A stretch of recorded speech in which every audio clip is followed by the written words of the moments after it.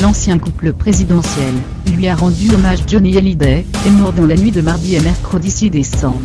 C'est son épouse Laetitia qui a annoncé la triste nouvelle dans un texte bouleversant envoyé à l'AFP, juste après avoir téléphoné au couple Macron. Le président lui a rendu plusieurs fois hommage déjà.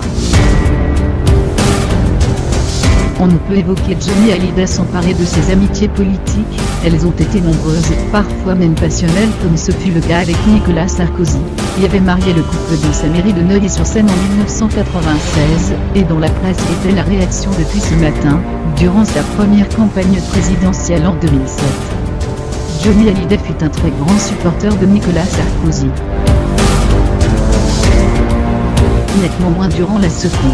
En 2014, le rocker confiait même au point avoir été déçu par l'homme politique.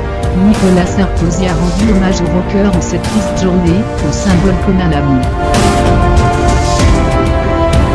Dans ces moments-là, comme l'a fait Michel Sardou avec qui Johnny était brouillé, on ne se souvient que des jolies choses.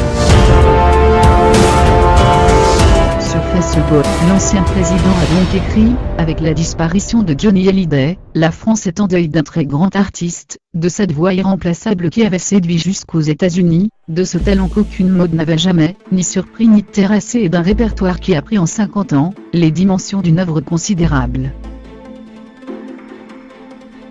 Mais ce deuil va plus loin, car celui qui fut l'idole des jeunes à une époque où la jeunesse s'apprêtait à secouer l'ordre ancien pour donner naissance à une nouvelle société, avait fini par s'identifier à sa génération, à son époque et au-delà à son pays. Quel Français aujourd'hui, et cela quel que soit son âge, n'est-il pas en mesure de fredonner quelques paroles de l'une de ses chansons? Combien d'artistes, combien de chanteurs français peuvent-ils prétendre avoir à ce point marqué la vie des gens, qu'ils se confondent parfois avec leur vie elle-même?